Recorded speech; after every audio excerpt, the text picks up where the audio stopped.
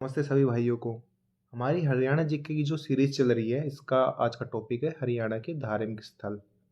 तो शुरू करने से पहले प्लीज़ आप वीडियो को लाइक करना और चैनल को सब्सक्राइब करना प्लीज़ ज़रूर करना। विद इन अ मंथ मैं ये सीरीज पूरी कंप्लीट करवा दूंगा। तो चलिए शुरू करते। कालेश्वर महादेव मठ, ये कहाँ है? ये है यमुनानगर में। यमुनानगर में कहाँ है? यमुनानगर में यमुना नदी के तट के पास है। ठीक है। इस मठ में 1980 में साधु संतों द्वारा यज्ञ करवाया गया था। साधु संतों द्वारा यज्ञ करवाया गया था। कब करवाया गया था? 1980 में। ठीक है। माना जाता है कि यहाँ पर जो गुफाएं है ना, गुफाएं, इसमें कालेश्वर महादेव मठ के पास जो गुफा है, उन गुफाओं के ऊपर चढ़ते हम तो देखते तो यहाँ से कैलाश पर्वत, गंगोत्री, यमुनोत्री, अमरनाथ की गुफाओं को हम देख सकते हैं यहाँ से। ठीक है। और यह विश्व के 12 मठों में से एक प्राचीन मठ है। कौन सा? कालेश्वर महादेव मठ, जो कि कहाँ है? यमुनानगर में। यमुनानगर में कहाँ है? यमुना नदी के तट पर है। ठीक है। तो अगला जो धार्मिक स्थल आता है वो है कपाल मोचन तीर्थ। ये कहाँ है? ये है बिलासपुर में। बिलासपुर में कहाँ है? बिलासपुर में यमुनानगर के में है। कहाँ है? बिलासपुर। बिलासपुर में कहाँ है? यमुनानगर में है। इसका दूसरा नाम क्या है? इसका दूसरा नाम है सोम सरोवर। इसका दूसरा नाम सोम सरोवर है। ठीक है। यहाँ पर ब्रह्मा जी ने 3 अग्नि कुंड बनवाए थे। क्या बनवाए थे? 3 अग्नि कुंड। कहाँ पे? कपाल मोचन में। उत्तरी दिशा का जो अग्नि कुंड पलाश है, उत्तरी दिशा का जो अग्नि कुंड है वो है पलाश, और दक्षिण दिशा का अग्नि कुंड कपाल मोचन, तथा तीसरे को त्रिमोचन नाम दिया गया है। ठीक है।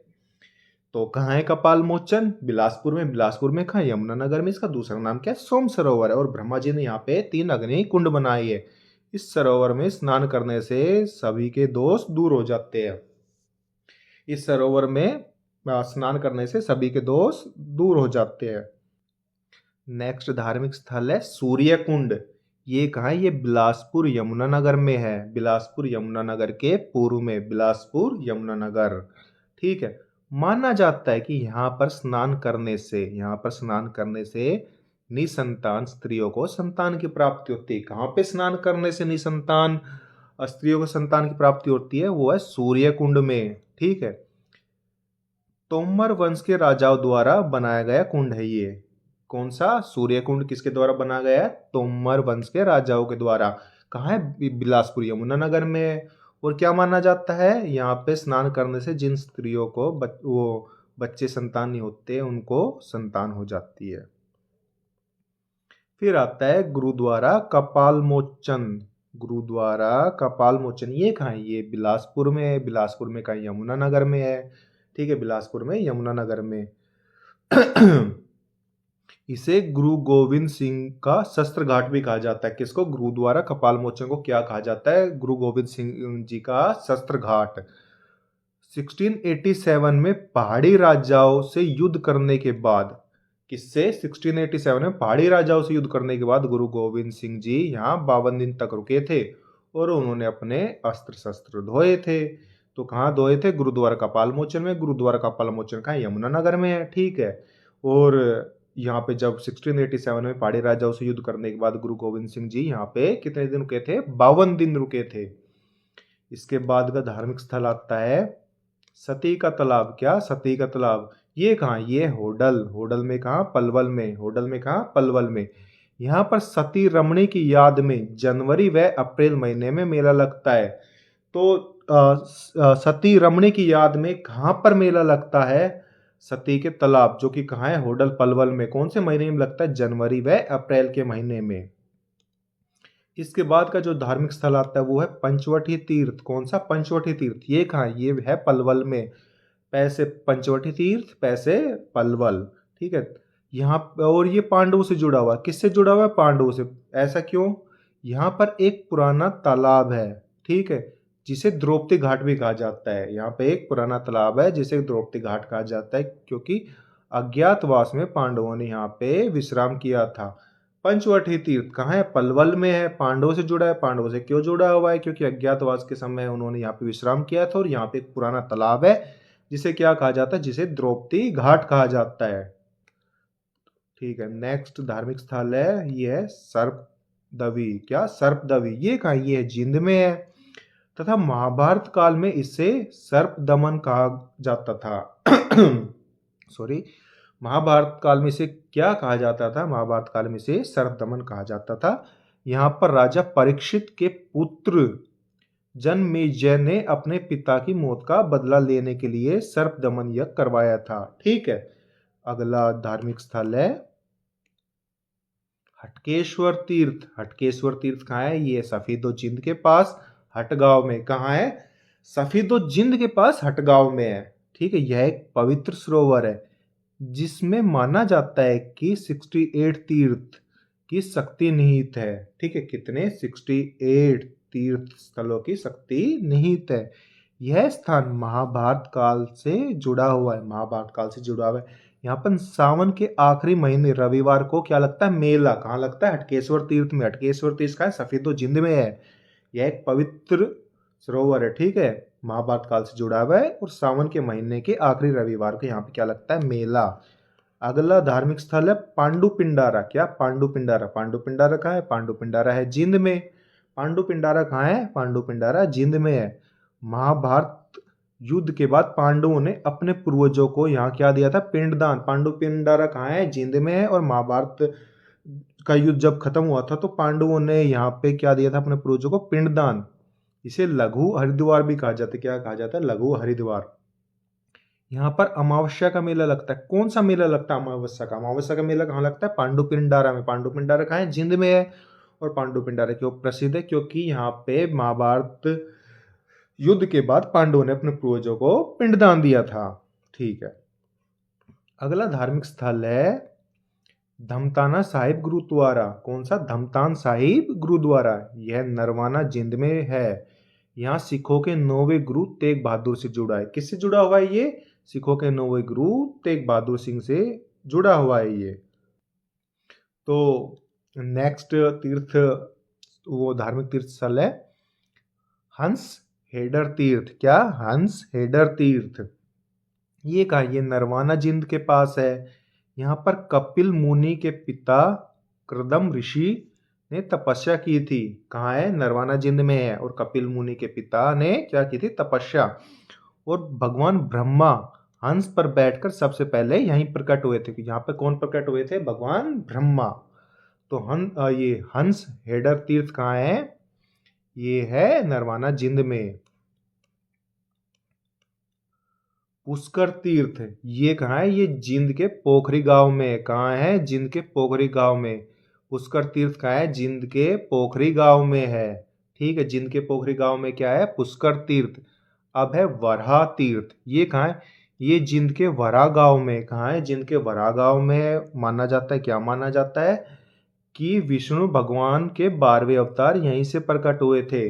विष्णु भगवान के कौन से अवतार यहाँ से प्रकट हुए थे? 12वें। ठीक है, कहाँ पर? वरा तीर्थ। ये कहाँ है? जिंद के वरा गांव में। अगला धार्मिक स्थल है जामिनी तीर्थ, जो कि कहाँ है? जिंद के जामिनी गांव में। कहाँ है? जिंद के जामिनी गांव में। यहाँ पर क्या किया था? भगवान परशुराम के पिता जगदम्बनी ने ऋषि ने तपस्या की थी। किसने? भगवान परशुराम के पिता ने यहाँ पे तपस्या की थी। नेक्स्ट धार्मिक स्थल है रामराय। रामराय कहाँ है? ये जिंद में है। ठीक है, माना जाता है कि भगवान राम ने वनवास के समय सीता व लक्ष्मण जी के साथ यहाँ पे आए थे। यहाँ पे कार्तिक पूर्णिमा को मेला लगता है। कौन सा मेला लगता है? कार्तिक पूर्णिमा को मेला लगता है। 21 ग्राम नगर यहीं पे है। कौन सा ग्राम नगर? 21 ग्राम नगर यहीं पे है। महाभारत काल में जो राजा थे कौन से थे? इक्ष्वाकु। ये उनसे जुड़ा हुआ है। ठीक है, और जहां महाभारत युद्ध के समय दुर्योधन छिप गया था। कहाँ छिप गया था?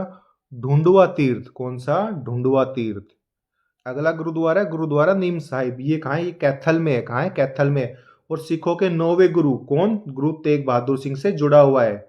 गुरु जी ने अपने आशीर्वाद से अनेक बीमारियों को ठीक करते हैं, ऐसा यहाँ की मान्यता है। कहाँ पे? गुरुद्वारा नीम साहिब। कहाँ है? कैथल में है। और कहाँ किससे जुड़ा हुआ है? सिखों के 9वें गुरु गुरु तेग बहादुर सिंह जी से। ठीक है, तो अगला धार्मिक स्थल है नवग्रह कुंड। क्या?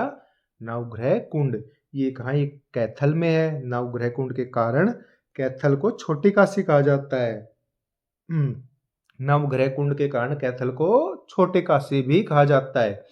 नवग्रह कुंडों की स्थापना श्री कृष्ण के कहने पर युधिष्ठिर जी ने करवाई थी। किसने? युधिष्ठिर ने करवाई थी। किसके कहने पर? श्री कृष्ण जी के कहने पर।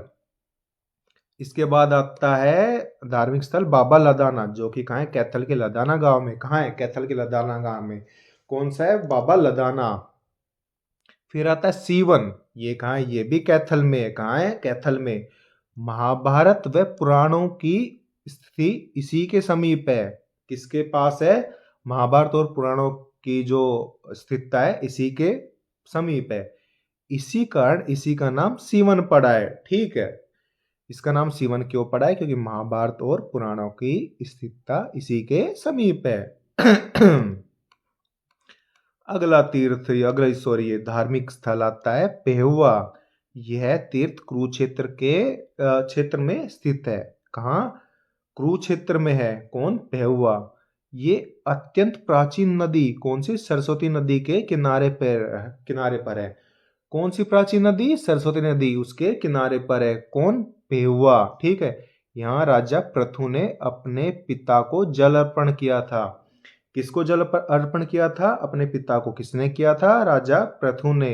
इसी तीर्थ का महत्व बिहार के गया में भी है। इस तीर्थ का महत्व बिहार के गया में भी है। फिर आता है बाणगंगा। बाणगंगा कहाँ है? कुरुक्षेत्र में है। ठीक है, कुरुक्षेत्र में कहाँ है? नरका तारी गांव में। और इसी स्थान पर बाणगंगा भी है। बाणगंगा कहाँ है? जहां पे कुरुक्षेत्र का नरका तारी गांव है। सॉरी, बहुत खांसी सी आ रही है। यहां पर अर्जुन ने धरती में तीर बाण मारकर भीष्म पितामह जी को पानी पिलाया था और उनकी प्यास बुझाई थी। कहाँ? बाणगंगा में। कहाँ है? कुरुक्षेत्र के नरकातारी गांव के पास है। कुरुक्षेत्र का नरकातारी गांव में है। चंद्रकूप, ये कहाँ है? ये कुरुक्षेत्र में है। इसका निर्माण महाभारत युद्ध के बाद युधिष्ठिर ने करवाया था। महाभारत युद्ध के बाद युधिष्ठिर ने किसका निर्माण करवाया था? चंद्रकूप का करवाया था। और चंद्रकूप कहाँ है? कुरुक्षेत्र में है।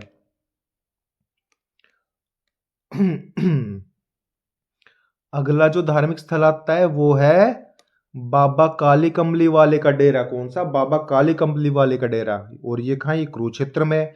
इसका निर्माण स्वामी विशुद्धानंद महाराज ने करवाया था। किसने? स्वामी विशुद्धानंद महाराज ने।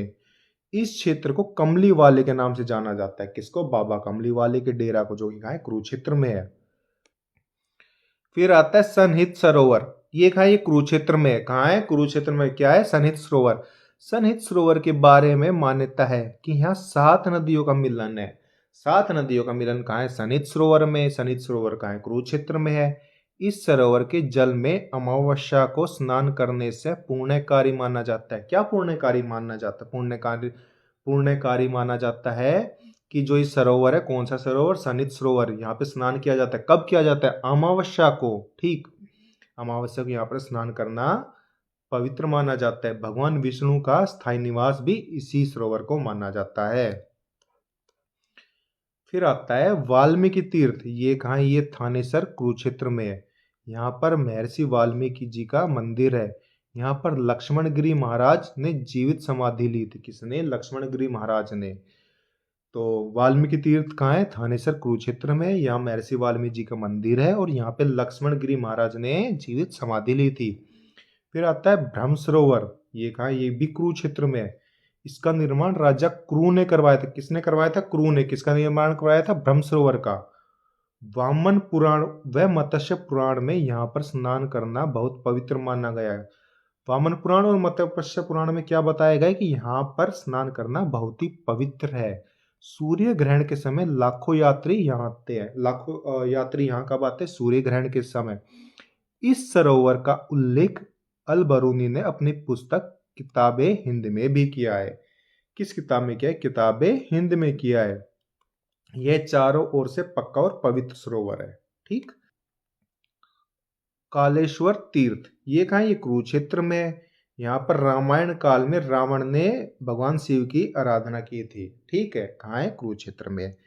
फिर आता है कुबेर तीर्थ। ये कहाँ है? ये भी कुरुक्षेत्र में। यहाँ पर कुबेर ने यज्ञ करवाया था तथा चैतन्य महाप्रभु से जुड़ा हुआ है। कौन सा? कुबेर तीर्थ। कहाँ है? कुरुक्षेत्र में है।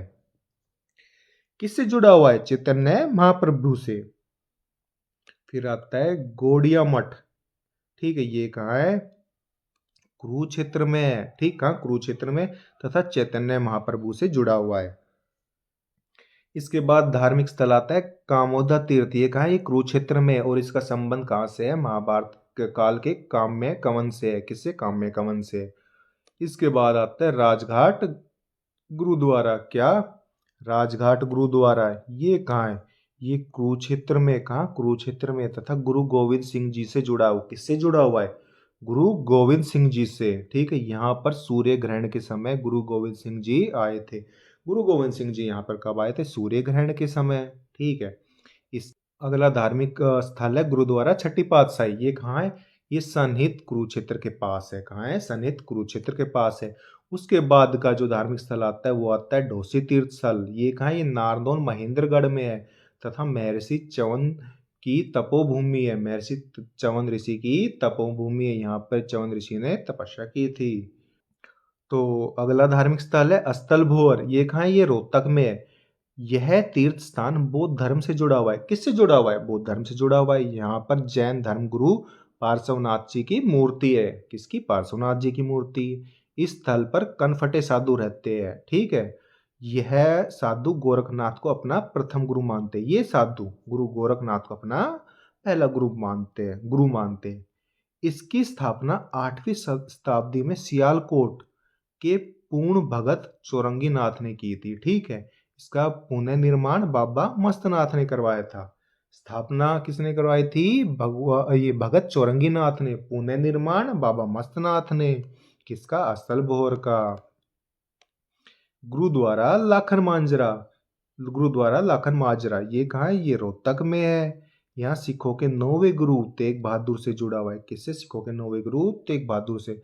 यहाँ पर तेग बहादुर जी जब दिल्ली में शहीदी देने के समय जाते थे तो 13 दिन तक यहाँ पे रुके थे, ठीक है। यहाँ पर फाल्गुन की पूर्णिमा को होली के दिन मेला लगता है। इसके बाद आता है देवसर, देवसर कहाँ है? भिवानी में है। देवसर कहाँ है? भिवानी में है, तथा दुर्गा माता से जुड़ा हुआ है। दुर्गा माता से क्या जुड़ा हुआ है? देवसर, जो कि भिवानी में है। इसके बाद आता है धनाना, क्या? धनाना, ये भी भिवानी में है, तथा शीतला माता से जुड़ा हुआ है। इसके बाद का धार्मिक स्थल है तोशाम तीर्थ, क्या? तोशाम तीर्थ, ये कहाँ है? ये भिवानी में है। यहाँ पर पानी के 8 कुंड बने हुए हैं। इनमें से सबसे सुंदर कुंड को पंचतीर्थ या पांडव तीर्थ कहा गया है। टोटल कितने ये कुंड है? 8 कुंड है। सबसे सुंदर कुंड को पंचतीर्थ या पांडव तीर्थ कहा गया है। तो आज की क्लास खत्म होती है यहाँ पे। अगर आपको पसंद आई हो ये क्लास तो प्लीज़ लाइक करना और सब्सक्राइब करना।